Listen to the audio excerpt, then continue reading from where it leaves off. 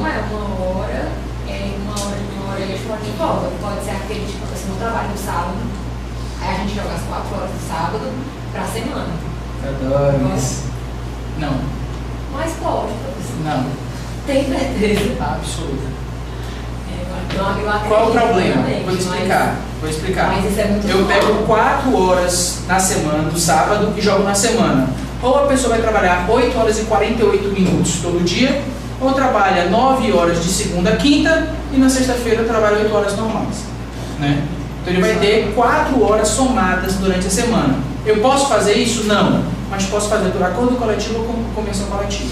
Mas aí não tem uma parte da doutrina para a jurisprudência que diz que pode ser por contrato por acordo individual. Tem jurisprudência que permite, mas não é jurisprudência majoritária ainda. Vários doutrinadores, inclusive, concordam com isso. Então, questão de prova nossa aqui. Mas não cai. Aí não cai porque a jurisprudência diverge. Porque você vai considerar que são só as informações. Tá certo.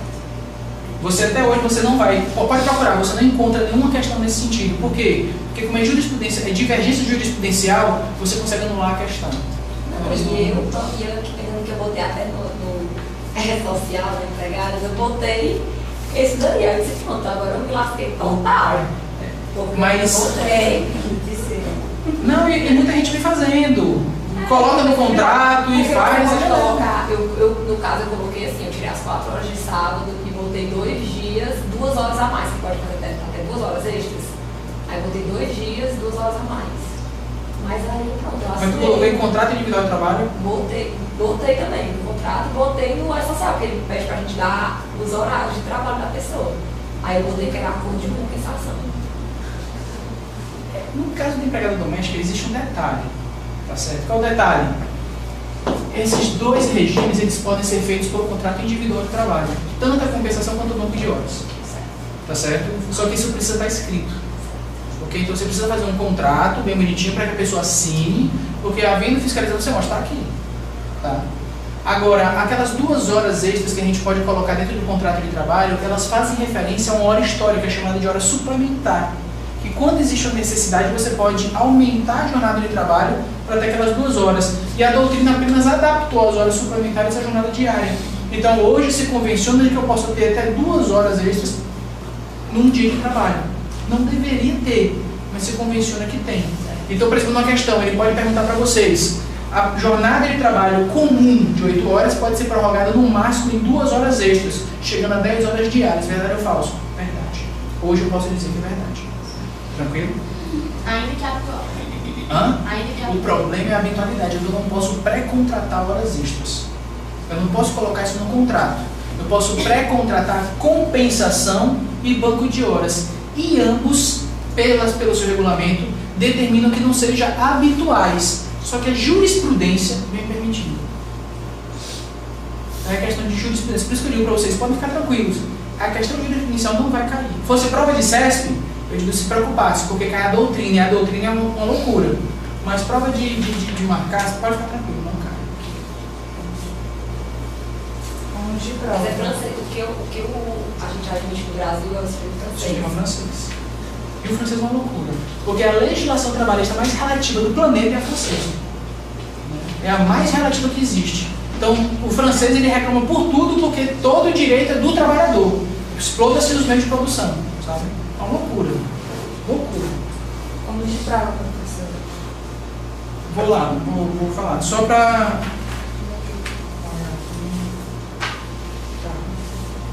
Ok, beleza.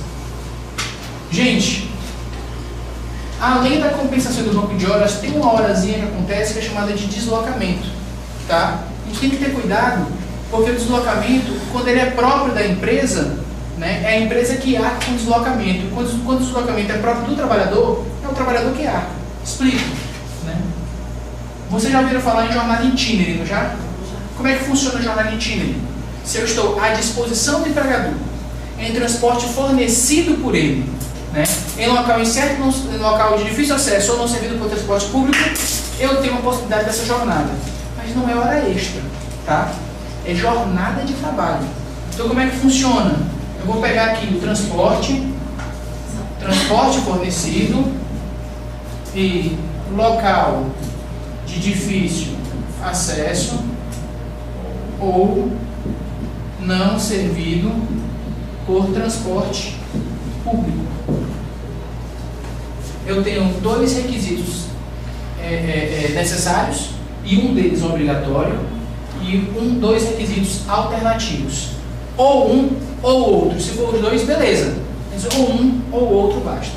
Aqui não basta ser não servido. Se por acaso existir transporte público, mas ele não servir à prestação de serviço, também é considerado. Tá certo? Agora, e se por acaso existe, serve ao horário, só que ele é insuficiente, aí paciência.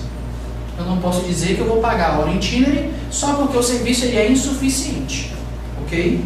Então, se não existir, paga. Se por acaso a jornada de trabalho começa às 8 e termina às 18, mas o ônibus começa a circular às 10 e para de circular às 4, como funciona na Sabiaguaba, adianta para alguma coisa? Para nada. Então é a mesma coisa que não ter. Agora, muita gente diz, professor, é ruim porque o transporte público vive cheio, e aí como é que faz? Aí paciência, problema de administração pública, o empregador não tem nada a ver com isso, ok? O que é local de difícil acesso? Vou dar um exemplo, assim vai ficar marcado na cabeça de vocês. Plataforma marítima, vai nadando?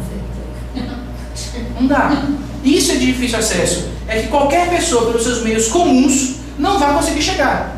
Ok? Professor, eu trabalho num canto que só chega lá de bicicleta. É de difícil acesso. Eu trabalho num canto que só chega de 4x4. É de difícil acesso. Eu trabalho num canto que é super perigoso de chegar. Aí não. Aí não tem nada a ver, porque Fortaleza vai fazer isso. Tranquilo? Então, é de difícil acesso que você, pelos meios comuns, não consiga chegar, ou não é qualquer pessoa que consiga chegar naquele lugar. Porque tá não servido por transporte público. Agora, o transporte tem que ser fornecido pelo empregador. O que significa dizer transporte fornecido pelo empregador? Não é vale gasolina, não é táxi, não é motorista, tá? É o transporte fornecido pelo empregador para os empregados. Professor, ele fornece transporte, mas só para a diretoria. Serve? Não. Não muda nada aqui.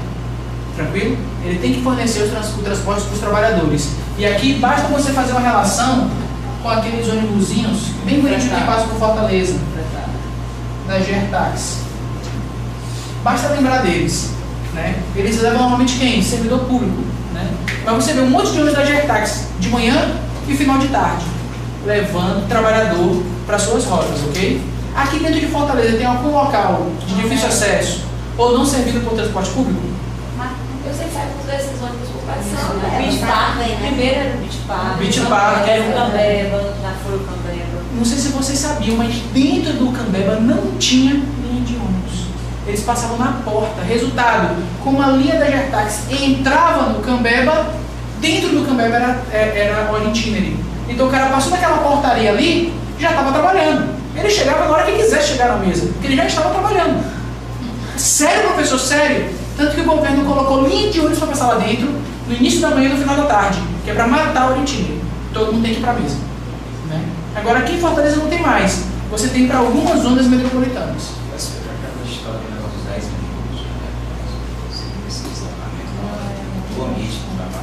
Não é da portaria, né? No caso do deslocamento da portaria. Posso sim. Sabe que o do Cambeba ainda tem esses ônibus, só que eles não, mas como tem transporte público. Como tem transporte público, não é mais marítimo. É só Pessoas, tem período dessas horas itinerantes, tem quantidade de horas que pode ser utilizada. Eu posso colocar, quando é microempresa ou empresa de pequeno porte, eu posso, por acordo coletivo ou convenção coletiva, determinar uma média de hora itinerary para poder pagar para os trabalhadores. Isso eu posso fazer. Aí a partir do momento que eu entro dentro desse ônibus, já está contando. Já está contando. Dentro do ônibus da empresa. Desde que você tenha as duas condições. Você tem que ter o transporte e tem que ter mais uma condição. Porque, por exemplo, eu vou para o Pecém. Eu saio daqui, da Aldeota para o Pecém. Enquanto estiver dentro de Fortaleza, passando por Caucaia, não conta nada. Depois que passou de Caucaia, aí é que parou de ter serviço transporte público. Como parou de ter transporte público, é aí que você começa a contar a jornada itinerary. A jornada itinerary, ela não é necessariamente todo deslocamento. Você pode sair de um canto para o outro e ter apenas parte dele como jornada itinerante. Ok? Não é nada impede. Pode ser os dois, mas basta um. Basta um, ou este ou este. Mas tem que ter o transporte. A questão tem que tratar do transporte fornecido. Beleza? Então quer dizer que só começa a contar a partir da entrada do município que ele está indo? Não do município que ele está indo, mas no momento que adimple uma das duas. Sim, veja, eu já tenho transporte aqui em Fortaleza. Peguei a condução, estou aqui em Fortaleza. Fortaleza tem transporte público? Tem. É local de difícil acesso? Não. Então, na minha casa, até o final de Fortaleza, não é nada. Não é nada. Aí eu vou, entrei em Caucaia. Caucaia tem transporte público? Tem. Então, também não posso contar nada. Ok? Saí de Caucaia, indo para Pecém. Quando termina Caucaia, terminaram os transportes públicos? Terminaram. Aí eu adimpli a segunda condição. É ali que eu começo a contar a jornada itinerante. Beleza? Então, por exemplo, eu trabalhava em Amontada, depois de Itapipoca. Ou seja, quando é que começava a contar a jornada itinerante? Quando passava aqui do Cumbuco. Depois do Cumbuco, lá no final do Caucaia, é que começava a contar a jornada itinerante. Aí você diz, por que, professor? Porque não tem transporte público para lá. Pelo menos não que servisse a minha prestação de serviço. Como é que controla isso aí? Ah, passei por outra parte desses minutos aqui que estou contando. Você vai no seu caderninho e... não. Na prática não funciona de jeito. Funciona não. Mas na justiça do trabalho funciona não. E a pessoa tem que provar, tipo, se eu posso estar na praia, ali no Cumbuco, não, na hora de eu pego um sol, passei na praia. Eu estava esperando alguém perguntar isso, né? Como é que eu vou provar essas horas extras? De quem é o ônus de prova das horas extras? Eu amo isso. Quem é que tem que provar as horas extras? O empregado. É o empregado que tem que mostrar que prestava serviço extraordinário. E jornada itinerante não é hora extra, é jornada de trabalho. Ou seja, de quem é o ônus de provar a jornada de trabalho? Do empregador. Então a jornada itinerante, o ônus de prova é do empregador. Provar que o horário de deslocamento está dentro do limite máximo de jornada diária. Não é meu porque não é hora extra. A jornada de deslocamento é jornada de trabalho, não é hora extra. Só vai ser hora extra se ultrapassar as 8 horas diárias. Então quem é que tem que provar que essa jornada aqui é jornada de trabalho regular? O empregador, não sou eu. Ok? Eu só vou ter que provar quando eu estiver prestando hora extraordinária. Aí é que eu vou ter que provar. Mas aqui são dois ônus, tá? O primeiro ônus, provar a prestação. Ok? Provada a prestação do serviço, tem a segunda prova. Provar pagamento. Eu provo que prestei serviço extraordinário. E o empregador prova que me pagou. Ok? Se eu provar que prestei e não provar que pagou, paga. O professor me pagava por fora. Quem paga mal, paga 2 vezes. Ok? Agora, eu não provei que prestei. Acabou. Não existe pagamento. O que existe de interessante aqui é uma súmula que fala o seguinte: se por acaso o empregador tem mais de 10 empregados, ele tem a obrigação de levar os livros de ponto para a justiça. Não é a faculdade, é a obrigação. Ok? Então, eu entro na justiça contra o meu empregador pedindo horas extras. Ele tem mais de 10 empregados. Então eu já digo, manda ele trazer os livros de pontos. Se chega em audiência, ele não leva os livros de ponto. O que acontece? Eu inverto este ônus aqui. Veja. Deixa eu colocar escrito aqui para vocês olharem. Este ônus é do empregado, este ônus é do empregador. Mas no momento em que o empregador não leva o livro de ponto, este ônus aqui se inverte e passa para quem? Passa para o empregador, que vai ter que provar que eu não prestei serviço. Olha que coisa maravilhosa. No direito processual civil, vocês vão ouvir falar que não existe prova negativa. Como é que não existe prova negativa se ele vai ter que provar que não houve a prestação de serviço? Aqui existe. Tranquilo? Como é que ele vai fazer essa prova? Ele que se Ou o vira. senhor volta aí só um pouquinho. Volto. Não, e também tem essa versão quando o livro de pontos é britânico, né? Vou chegar lá. E outra coisa, e a partir de quando se entregar assim, o teu ponto eletrônico? Ponto 10 empregado? Tem algum limite? Ponto eletrônico?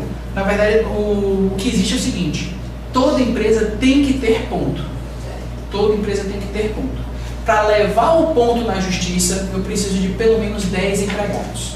Tá? Por resolução, vem se exigindo ponto eletrônico para as empresas que tenham mais de 10 empregados, porque é a obrigação judicial apresentar na justiça, então já apresenta livro de ponto, tá? Eletrônico.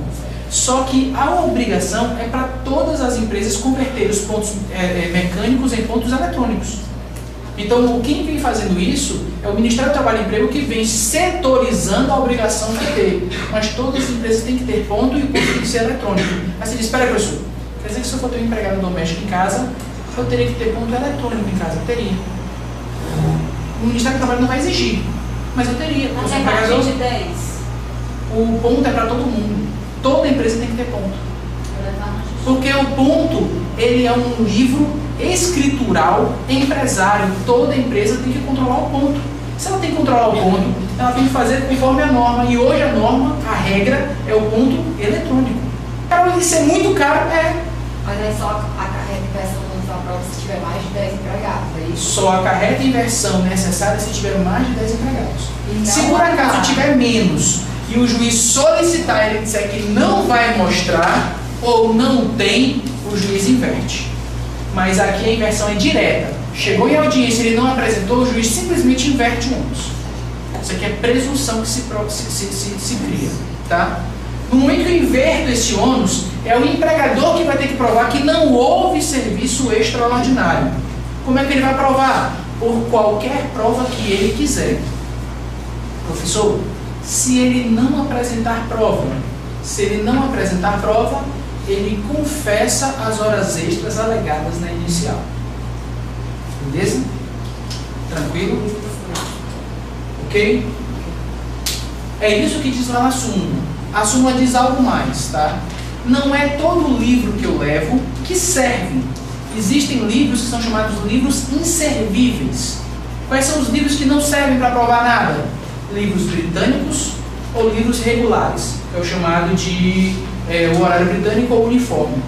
Tá? Esses dois livros, mesmo levando para a justiça, eles não servem como prova. Então é a mesma coisa de não ter levado. Resultado, inverte-se o ônus da prova também. Ok?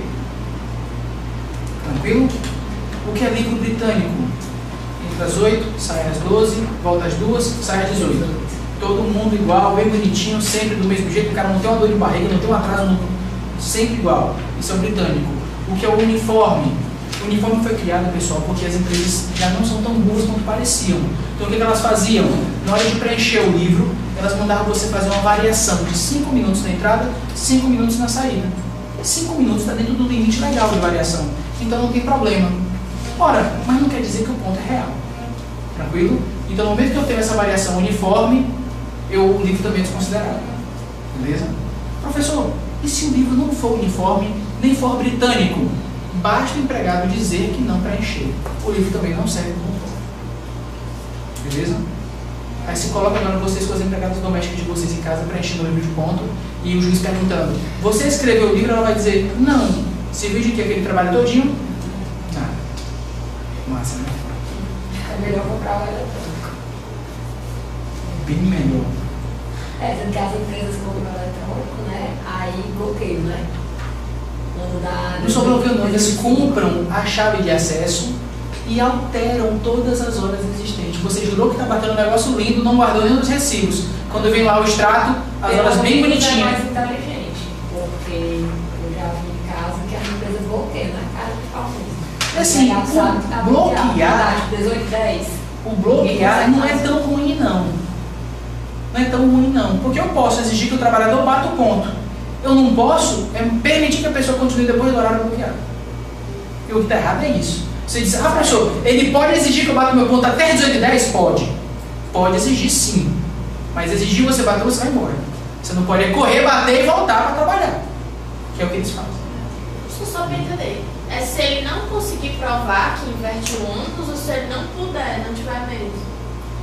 Se ele não, Só o que inverte fazer, o ônus é se ele não apresentar o livro de ponto quando é exigido. Aí eu inverto o O ônus. empregado. Aí o ônus se torna do empregador. E o empregador vai ter que provar que não houve prestação de serviço. Entendeu não? Não entendi, isso não faz sentido.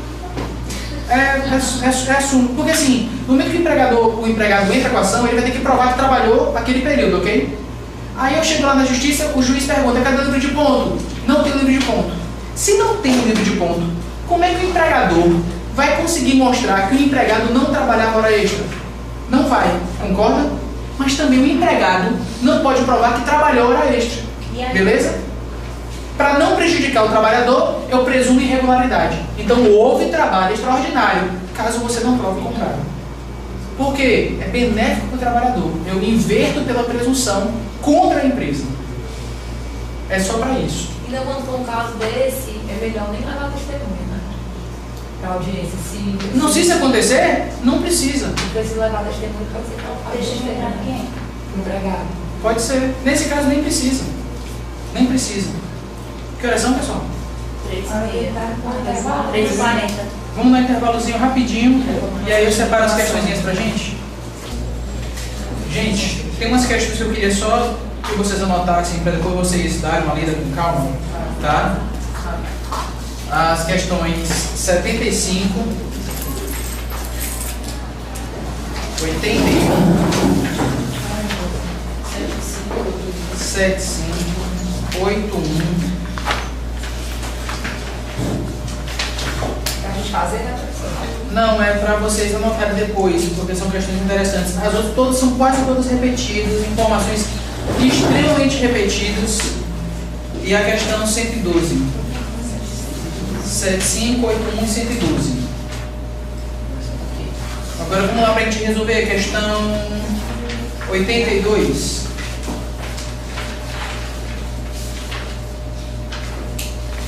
Questão 82, página 16. Ele diz assim: para as microempresas e empresas de pequeno porte, em caso de transporte fornecido pelo empregador, em local de difícil acesso ou não servido por transporte público, a. O tempo médio despendido pelo empregado deverá ser fixado obrigatoriamente através de sentença normativa. Qual é? 82, 82, página 16. B. O tempo médio despendido pelo empregado não poderá ser fixado por meio de acordo ou convenção coletiva, tratando-se de norma de caráter público, vedado pela Carta Magna. Já viram essa vedação provocando? Natureza de remuneração. A natureza da remuneração não poderá ser fixada por meio de acordo ou convenção coletiva, tendo em vista que a consolidação do direito do trabalho já prevê a sua natureza salarial.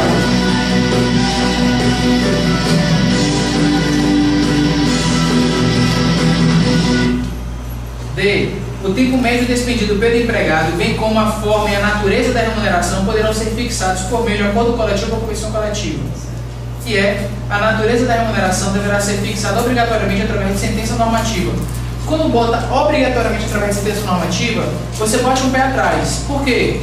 Aquilo que sai por sentença normativa, por ser meio de caráter heterônomo, normalmente pode por outro meio de caráter heterônomo, legislação e Constituição. Tá? E existe uma norma que não é heterônoma, mas tem a mesma força de uma sentença normativa, acordos e convenções coletivas. Então, normalmente o que eu posso por sentença normativa, eu posso por acordo ou convenção coletiva. Quando diz obrigatoriamente por uma ou por outra, tenha muito cuidado. Tá? Então, falsa letra A, falsa letra E, porque exige isso. Falsa letra B, porque diz que está expressamente na carta a vedação. Fica a letra C e a letra D. Eu pergunto a vocês, vocês já viram alguém poder alterar a natureza jurídica de algo dentro do direito do trabalho? Não, né? Este é um dos poucos exemplos. Letra D. Eu posso alterar, não só criar ou fixar um período de tempo de jornada jornada itinerante, como eu posso inclusive alterar a natureza jurídica. Tá certo? Aí você diz, como assim, professor? A natureza ela é salarial alimentar. Mas eu posso colocar, por exemplo, como natureza indenizatória. Muda o que, professor? INSS. Só aí já é uma grande diferença. horas. Beleza? Foi justamente aquilo que eu perguntei, se existe um tempo limite, né? Se Pois é, o tempo limite existe. Mas essa questão Mas aí ele fala não só o tempo limite. É o tempo limite e a natureza do pagamento. Se for Mas só indenizatório, o que é que... não paga INSS sobre o indenizatório. Você não contribui em INSS. ele fala, a forma e a natureza. Forma e a natureza. Mas só se for sociedade, empresa de pequeno porte ou microempresa. Só nessas duas. Só nessas duas condições. Sempre diferenciando. Empresa de pequeno porte e microempresa tem algumas regalias. Por exemplo, né, eu não preciso de um preposto empregado para essas duas empresas. Eu posso alterar a natureza jurídica e a fixar um limite para a jornada itinerante, né? Eu posso, por exemplo, nesse caso, você tem o pagamento de algumas verbas tributárias que são diferentes para elas, para as demais. Então, elas têm um disciplinamento especial. Por quê? O tratamento que o governo quis dar, e que o Poder Legislativo quis dar para as empresas de pequeno porte e microempresa, para incentivar a industrialização e a formalização do empresário dentro do Brasil. Beleza? Questão 92, vamos lá. Antes, questão 91. Né? Só para falar aqui, tá certo? A questão 91, pessoal, não é uma questão difícil, não. É uma questão extremamente decoreba. Ok? E aí, por ser extremamente decoreba, ela cria uma dificuldade para quem não decorou. Certo? O que eu preciso lembrar? Quantas semanas tem um mês? Quantas? Tem 4. 4,3. Em média, 4,3. Mais precisamente, 4,27 semanas. Mas isso, o que isso muda, professor? Nada. É só para perguntar mesmo, tá certo? O que eu quero dizer com isso? Quando a gente vai fazer cálculo de hora extra, quando a gente vai calcular o valor do salário, a gente precisa dividir o salário para uma parcela de hora.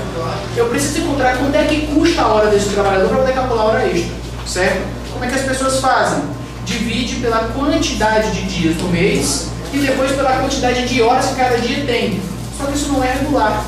Eu tenho horas com 8 horas, tenho dias com 8 horas, tenho dias com 4 horas.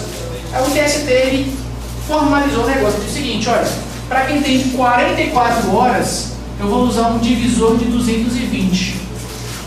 Tá? Então você diz, por que, professor? Para poder calcular o valor dessa hora de trabalho. Por que ele quis 220? Eu, Dirceu Medeiros, não tenho nenhuma ideia o porquê que ele fez isso, até porque a conta sai errada. Nós não temos 5 semanas, temos 4,27 semanas. Então, para mim, a conta está errada. Ponto. Ele coloca o valor da hora menor do que o valor da hora deveria ser.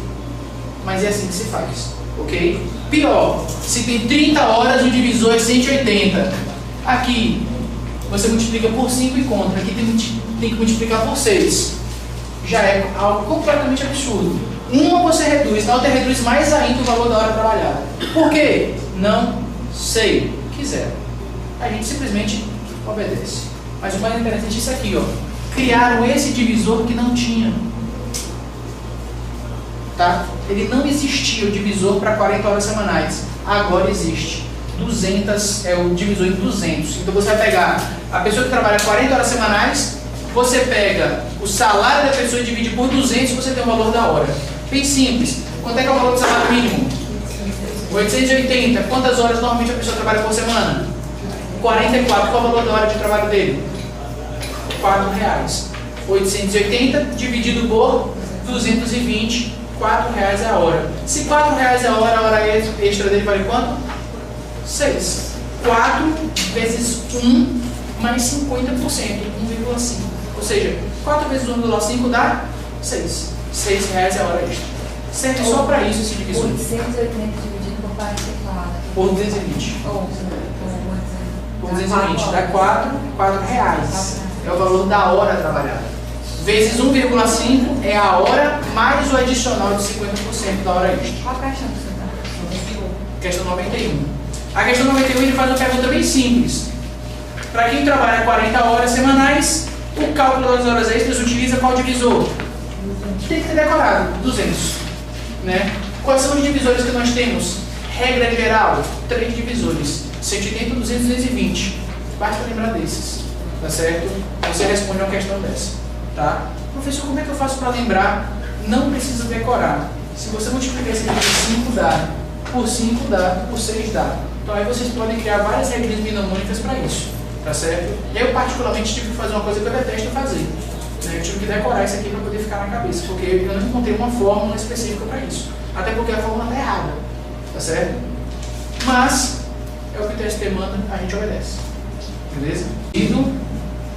E local de difícil acesso ou não servido por transporte público. Eu tenho 2 requisitos necessários e um deles obrigatório e 2 requisitos alternativos. Ou um ou outro. Se for os 2, beleza. Mas ou um ou outro basta. Aqui não basta ser não servido. Se por acaso existir transporte público, mas ele não servir à prestação de serviço, também é considerado. Tá certo? Agora, e se por acaso existe, serve ao horário, só que ele é insuficiente, aí paciência. Eu não posso dizer que eu vou pagar a hora itinerary só porque o serviço ele é insuficiente. Ok? Então, se não existir, paga. Se por acaso a jornada de trabalho começa às 8 e termina às 18, mas o ônibus começa a circular às 10 e para de circular às 4, como funciona na Sabiaguaba, adianta para alguma coisa? Para nada. Então é a mesma coisa que não ter. Agora, muita gente diz, professor, é ruim porque o transporte público vive cheio, e aí como é que faz? Aí paciência, problema de administração pública. O empregador não tem nada a ver com isso. Ok? O que é local de difícil acesso? Vou dar um exemplo, esse vai ficar marcado na cabeça de vocês. Plataforma marítima. Vai nadando? Não dá. Isso é de difícil acesso. É que qualquer pessoa, pelos seus meios comuns, não vai conseguir chegar. Ok? Professor, eu trabalho num canto que só chega lá de bicicleta. É de difícil acesso. Eu trabalho num canto que só chega de 4x4. É de difícil acesso. Eu trabalho num canto que é super perigoso de chegar. Aí não. Aí não tem nada a ver, porque Fortaleza e Câmara fazem isso. Tranquilo? Então, é de difícil acesso que você, pelos meios comuns, não consiga chegar, ou não é qualquer pessoa que consiga chegar naquele lugar. Ou que não servido. Não servido por transporte público. Agora, o transporte tem que ser fornecido pelo empregador. O que significa dizer transporte fornecido pelo empregador? Não é vale gasolina, não é táxi, não é motorista, tá? É o transporte fornecido pelo empregador para os empregados. Professor, ele fornece transporte, mas só para a diretoria. Serve? Não. Muda nada. Tranquilo? Ele tem que fornecer o transporte para os trabalhadores. E aqui basta você fazer uma relação com aqueles ônibusinhos bem bonitinhos que passam por Fortaleza, da GerTax. Basta lembrar deles. Né? Eles levam normalmente quem? Servidor público. Né? Mas você vê um monte de ônibus da GerTax de manhã e final de tarde, levando trabalhador para suas rotas, ok? Aqui dentro de Fortaleza tem algum local de difícil acesso ou não servido por transporte público? Eu sei que sai por desses ônibus por Beach Beach Park, Park, primeiro era o Beach Park. Beach Park, o Cambeba, já foi o Cambeba. Não sei se vocês sabiam, mas dentro do Cambeba não tinha linha de ônibus. Eles passavam na porta. Resultado, como a linha da GerTax entrava no Cambeba, dentro do Cambeba era hora itinerary. Então o cara passou naquela portaria ali, já estava trabalhando. Ele chegava na hora que quisesse chegar na mesa, porque ele já estava trabalhando. Sério, professor, sério? Tanto que o governo colocou linha de ônibus para passar lá dentro, no início da manhã e no final da tarde, que é para matar o itinerary. Todo mundo tem que ir para a mesa. Né? Agora aqui em Fortaleza não tem mais. Você tem para algumas zonas metropolitanas. Aquela história do negócio dos 10 minutos, o ambiente do trabalho, parece. Não é da portaria, né? No caso do deslocamento da portaria. Posso sim. Sabe, esse lado do Cambeba ainda tem esses ônibus, só que eles não, mas não tem transporte público. Como tem transporte público, não é mais hora itinerary. É só pessoas. Tem período dessas horas itinerantes, tem horas, quantidade de horas que pode ser utilizado. Eu posso colocar, quando é microempresa ou empresa de pequeno porte, eu posso, por acordo coletivo ou convenção coletiva, determinar uma média de hora itinerary para poder pagar para os trabalhadores. Isso aí eu posso fazer. Aí abaixo também, que eu entro dentro desse ônibus já está contando. já está contando. Dentro do ônibus da empresa. Desde que você tenha as duas condições. Você tem que ter o transporte e tem que ter mais uma condição. Porque, por exemplo, eu vou para o PECEM. Eu saio daqui, da Aldeota para o PECEM. Enquanto estiver dentro de Fortaleza, passando por Caucaia, não conta nada. Depois que passou de Caucaia, aí é que parou de ter serviço transporte público. Como parou de ter transporte público, é aí que você começa a contar a jornada itinerary. A jornada itinerary, ela não é necessariamente todo deslocamento. Você pode... Não é uma hora, é uma hora e de volta. Pode ser aquele tipo, assim, no trabalho no sábado, aí a gente joga as 4 horas do sábado para a semana. Adoro isso. Não. Mas pode, professor. Não. Tem certeza. Absoluta. Eu Qual o problema? Também, Vou explicar. Mas isso é muito Eu pego 4 horas na semana, do sábado, e jogo na semana. Ou a pessoa vai trabalhar 8 horas e 48 minutos todo dia, ou trabalha 9 horas de segunda a quinta, e na sexta-feira trabalha 8 horas normais. Né? Então ele vai ter 4 horas somadas durante a semana. Eu posso fazer isso? Não. Mas posso fazer por acordo coletivo ou com convenção coletiva. Mas aí não tem uma parte da doutrina, acho que até da jurisprudência, que diz que pode ser por contrato por acordo individual. Tem Se for jurisprudência assinado, que se for permite, assinado. mas não é jurisprudência majoritária ainda. Vários doutrinadores, inclusive, concordam com Então, isso. teste de prova nossa aqui. Mas não cai. Aí Não cai porque a jurisprudência diverge. Porque você vai considerar que são só as informações. Tá certo. Você até hoje você não vai, pode procurar, você não encontra nenhuma questão nesse sentido. Por quê? Porque como é jurisprudência, é divergência jurisprudencial, você consegue anular a questão. Não, e eu aqui pensando que eu botei até no rede social, na Empregadas, eu botei esse daí. Aí eu disse, pronto, agora eu me lasquei total. Mas... Eu botei, disse... Não, e muita gente vem fazendo. Coloca no contrato e faz. Pode colocar, no caso eu coloquei assim, eu tirei as 4 horas de sábado e botei 2 dias, 2 horas a mais, você pode fazer até 2 horas extras. Aí botei 2 dias, 2 horas a mais. Mas aí pronto, eu assinei. Mas tu colocou em contrato individual de trabalho? Botei também no contrato, botei no social, porque ele pede pra gente dar os horários de trabalho da pessoa. Aí eu botei que era acordo de compensação. No caso do empregado doméstico existe um detalhe, tá certo? Qual é o detalhe? Esses 2 regimes eles podem ser feitos por contrato individual de trabalho, tanto a compensação quanto o banco de horas, tá certo? Só que isso precisa estar escrito, ok? Então você precisa fazer um contrato bem bonitinho para que a pessoa assine, porque havendo fiscalização você mostra aqui, tá? Agora, aquelas 2 horas extras que a gente pode colocar dentro do contrato de trabalho, elas fazem referência a uma hora histórica chamada de hora suplementar. E quando existe uma necessidade, você pode aumentar a jornada de trabalho para ter aquelas 2 horas. E a doutrina apenas adaptou as horas suplementares à jornada diária. Então, hoje se convenciona de que eu posso ter até 2 horas extras num dia de trabalho. Não deveria ter, mas se convenciona que tem. Então, por exemplo, uma questão, ele pode perguntar para vocês, a jornada de trabalho comum de 8 horas pode ser prorrogada no máximo em 2 horas extras, chegando a 10 horas diárias. Verdade ou falso? Verdade. Hoje eu posso dizer que é verdade. Tranquilo? Ainda que atual. Hã? Ainda que O atual. problema é a eventualidade. Eu não posso pré-contratar horas extras. Eu não posso colocar isso no contrato.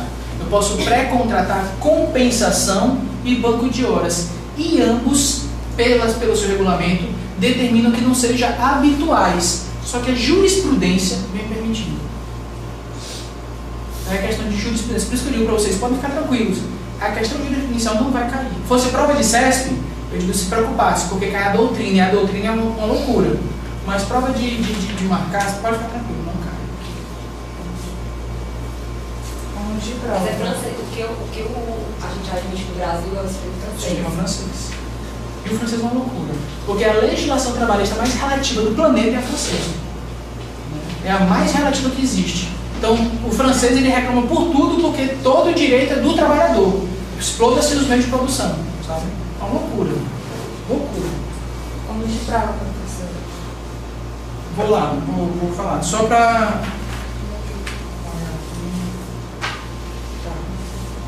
Ok, beleza.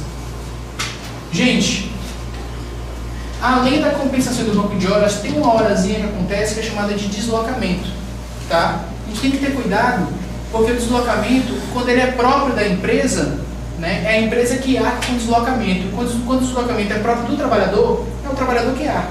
Explico. Né? Vocês já ouviram falar em jornada itinerary, não já? Como é que funciona a jornada itinerary?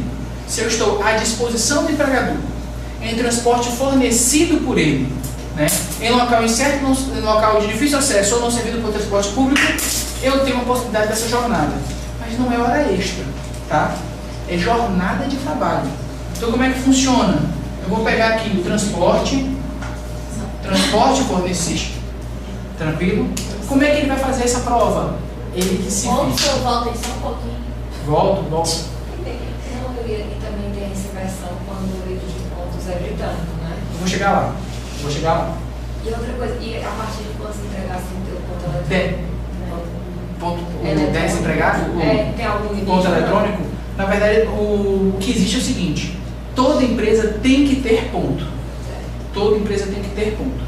Para levar o ponto na justiça, eu preciso de pelo menos 10 empregados. Tá? Por resolução, vem se exigindo ponto eletrônico para as empresas que tenham mais de 10 empregados, porque é a obrigação judicial apresentar na justiça, então já apresenta livro de ponto, tá? Eletrônico. Só que a obrigação é para todas as empresas converter os pontos mecânicos em pontos eletrônicos. Então, quem vem fazendo isso é o Ministério do Trabalho e Emprego, que vem setorizando a obrigação de ter. Mas todas as empresas têm que ter ponto e o ponto tem que ser eletrônico. Aí você diz: espera, professor, quer dizer que se eu for ter um empregado doméstico em casa, eu teria que ter ponto eletrônico em casa? Eu teria.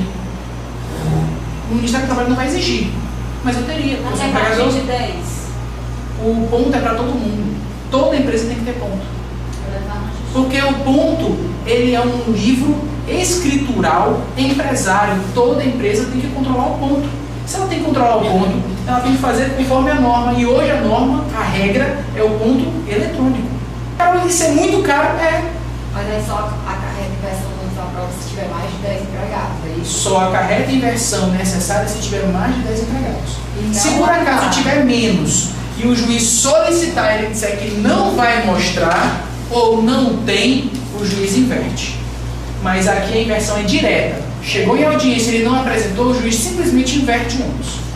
Isso aqui é presunção que se cria. Tá?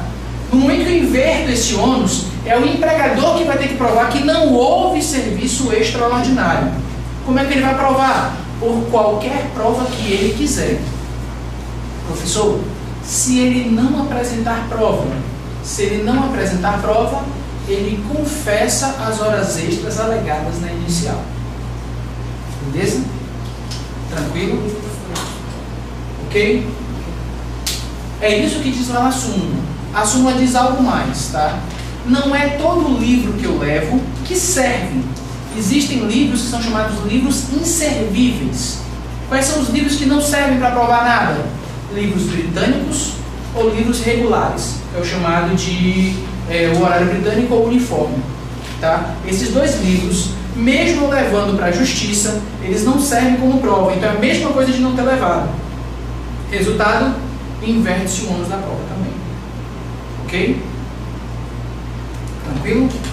O que é livro britânico? Entra às 8, sai às 12, volta às 2, sai às 18. Todo mundo igual, bem bonitinho, sempre do mesmo jeito. O cara não tem uma dor de barriga, não tem um atraso, sempre igual. Isso é o britânico. O que é o uniforme? O uniforme foi criado, pessoal, porque as empresas já não são tão boas quanto pareciam. Então o que elas faziam? Na hora de preencher o livro, elas mandavam você fazer uma variação de 5 minutos na entrada, 5 minutos na saída. 5 minutos está dentro do limite legal de variação. Então não tem problema. Ora, mas não quer dizer que o ponto é real. Tranquilo? Então no momento que eu tenho essa variação uniforme, o livro também é desconsiderado. Beleza? Professor, e se o livro não for uniforme, nem for britânico? Basta o empregado dizer que não preencheu. O livro também não serve como ponto. Beleza? Aí se coloca agora vocês com as empregadas domésticas de vocês em casa preenchendo o livro de ponto e o juiz perguntando: você escreveu o livro? Ela vai dizer: não. Serviu de que aquele trabalho todinho? Nada. Massa, né? É melhor comprar o eletrônico. Bem melhor. Dizendo que as empresas compram o eletrônico, né? Aí bloqueio, né? Não só bloqueio não, eles compram a chave de acesso e alteram todas as horas existentes. você jurou que está batendo um negócio lindo, não guardou nenhum dos recibos. Quando vem lá o extrato, as horas bem É bonitinhas. mais inteligente, porque eu já vi em casa que a empresa bloqueia na cara de pau mesmo. Assim, O sabe que tá bloquear, 18, 10. o bloquear não é tão ruim não. Não é tão ruim não. Porque eu posso exigir que o trabalhador bata o ponto. Eu não posso permitir que a pessoa continue depois do horário bloqueado. E o que está errado é isso. Você diz, professor, ele pode exigir que eu bata o meu ponto até 18h10? Pode. Pode exigir sim. Mas exigir você bater, você vai embora. Você não pode correr, bater e voltar para trabalhar. Sair de um canto para o outro e ter apenas parte dele como jornada itinerante. Ok? Não é nada impede. Pode ser os dois, mas basta um. Basta um, ou este ou este. Mas tem que ter o transporte. A questão tem que tratar do transporte fornecido. Beleza? Então quer dizer que só começa a contar a partir da entrada do município que ele está indo? Não do município que ele está indo, mas no momento que adimple uma das duas. Sim, Veja, eu já tenho transporte aqui em Fortaleza. Peguei a condução, estou aqui em Fortaleza. Fortaleza tem transporte público? Tem. É local de difícil acesso? Não. Então, na minha casa, até o final de Fortaleza, não é nada. Não é nada. Aí eu vou, entrei em Caucaia. Caucaia tem transporte público? Tem. Então, também não posso contar nada. Ok? Saí de Caucaia, estou indo para Pecém. Quando termina Caucaia, terminaram os transportes públicos? Terminaram. Aí eu adimpli a segunda condição. É ali que eu começo a contar a jornada itinerante. Beleza? Então, por exemplo, eu trabalhava em Amontada, depois de Itapipoca. Quando é que começava a contar a jornada itinerante? Quando passava aqui do Cumbuco. Depois do Cumbuco, lá no final do Caucaia, é que começava a contar a jornada itinerante. Aí você diz, por que, professor? Porque não tem transporte público para lá. Pelo menos não que servisse a minha prestação de serviço. Como é que controla isso aí? Passei para outra parte desses minutos aqui que estou contando. Você vai no seu caderninho e... não. Na prática não funciona de jeito. Funciona não. Mas na justiça do trabalho Funciona não. Não, e a pessoa tem que provar, tipo, se eu posso estar na praia, ali no Cumbuco, na polícia, na hora que tá aqui, eu pego um sol, passei na praia. Eu estava esperando alguém perguntar isso, né? Como é que eu vou provar essas horas extras? De quem é o ônus de prova das horas extras? Eu amo isso. Quem é que tem que provar as horas extras? O empregado. É o empregado que tem que mostrar que prestava serviço extraordinário. E jornada itinerante não é hora extra. É jornada de trabalho. Ou seja, de quem é o ônus de provar a jornada de trabalho? Do empregador. Então a jornada itinerante, o ônus de prova é do empregador. Provar que o horário de deslocamento está dentro do limite máximo de jornada diária. Não é meu porque não é hora extra. Como é, professor? A jornada de deslocamento é jornada de trabalho. Não é hora extra. Só vai ser hora extra se ultrapassar as 8 horas diárias. Então quem é que tem que provar que essa jornada aqui é jornada de trabalho regular? O empregador, não sou eu. Ok? Eu só vou ter que provar quando eu estiver prestando hora extraordinária. Aí é que eu vou ter que provar. Mas aqui são dois ônus, tá? O primeiro ônus, provar a prestação. Ok? Provada a prestação do serviço, tem a segunda prova. Provar pagamento. Eu provo que prestei serviço extraordinário. E o empregador prova que me pagou. Ok? Se eu provar que prestei e não provar que pagou, paga. O professor me pagava por fora. Quem paga mal, paga 2 vezes. Ok? Agora, eu não provei que prestei. Acabou. Não existe pagamento. O que existe de interessante aqui é uma súmula que fala o seguinte: se por acaso o empregador tem mais de 10 empregados, ele tem a obrigação de levar os livros de ponto para a justiça. Não é a faculdade, é a obrigação. Ok? Então, eu entro na justiça contra o meu empregador pedindo horas extras. Ele tem mais de 10 empregados. Então eu já digo, manda ele trazer os livros de pontos. Se chega em audiência, ele não leva os livros de ponto. O que acontece? Eu inverto este ônus aqui. Veja. Deixa eu colocar escrito aqui para vocês olharem. este ônus é do empregado, este ônus é do empregador. Mas no momento em que o empregador não leva o livro de ponto, este ônus aqui se inverte e passa para quem? Passa para o empregador, que vai ter que provar que eu não prestei serviço. Olha que coisa maravilhosa. No direito processual civil, vocês vão ouvir falar que não existe prova negativa. Como é que não existe prova negativa se ele vai ter que provar que não houve a prestação de serviço? Aqui existe, que é o que eles fazem. Isso só para entender. É se ele não conseguir provar que inverte o ônus ou se ele não puder, não tiver medo. Se ele não. Só o que inverte o ônus é se ele não apresentar o livro de ponto quando é exigido. Aí eu inverto o ônus. O empregado. Aí o ônus se torna do empregador. E o empregador vai ter que provar que não houve a prestação de serviço. Entendeu não? Não entendi, isso não faz sentido. É assunto. Porque assim, no momento que o empregado entra com a ação, ele vai ter que provar que trabalhou aquele período, ok? Aí eu chego lá na justiça, o juiz pergunta, cadê o livro de ponto? Não tem o livro de ponto. Se não tem o livro de ponto, como é que o empregador vai conseguir mostrar que o empregado não trabalhava hora extra? Não vai, concorda? Mas também o empregado não pode provar que trabalhou hora extra. Beleza? Para não prejudicar o trabalhador, eu presumo irregularidade. Então houve trabalho extraordinário, caso você não prove o contrário. Por quê? É benéfico para o trabalhador. Eu inverto pela presunção contra a empresa. É só para isso. Então, quando for um caso desse, é melhor nem levar testemunha, né? Para audiência. Não, se isso acontecer, não precisa. Não precisa levar testemunha para você falar. Testemunha para quem? Empregado. Pode ser. Nesse caso, nem precisa. Nem precisa. Que horas são, pessoal? 3h40. Vamos dar um intervalozinho rapidinho. E aí eu separo as questõezinhas pra gente. Gente, tem umas questões que eu queria só que vocês anotassem para depois vocês darem uma lida com calma, tá? As questões 75, 81,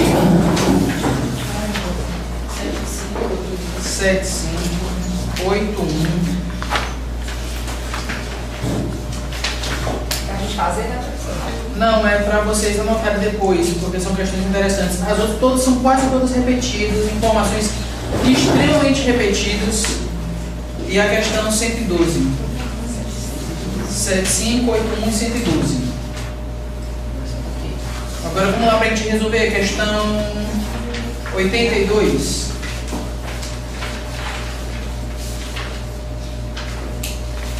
Questão 82, página 16. Ele diz assim: para as microempresas e empresas de pequeno porte, em caso de transporte fornecido pelo empregador, em local de difícil acesso ou não servido por transporte público, a. O tempo médio despendido pelo empregado deverá ser fixado obrigatoriamente através de sentença normativa. Qual é? 82. 82, página 16. B. O tempo médio despendido pelo empregado não poderá ser fixado por meio de acordo ou convenção coletiva, tratando-se de norma de caráter público, vedado pela Carta Magna. Já viram essa vedação em algum canto? Natureza de remuneração. A natureza da remuneração não poderá ser fixada por meio de acordo ou convenção coletiva, tendo em vista que a consolidação do trabalho já prevê a sua natureza salarial.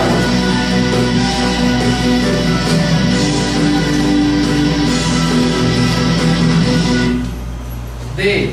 O tempo médio despendido pelo empregado, bem como a forma e a natureza da remuneração, poderão ser fixados por meio de acordo coletivo ou convenção coletiva. Que é, a natureza da remuneração deverá ser fixada obrigatoriamente através de sentença normativa. Quando bota obrigatoriamente através de sentença normativa, você bote um pé atrás. Por quê?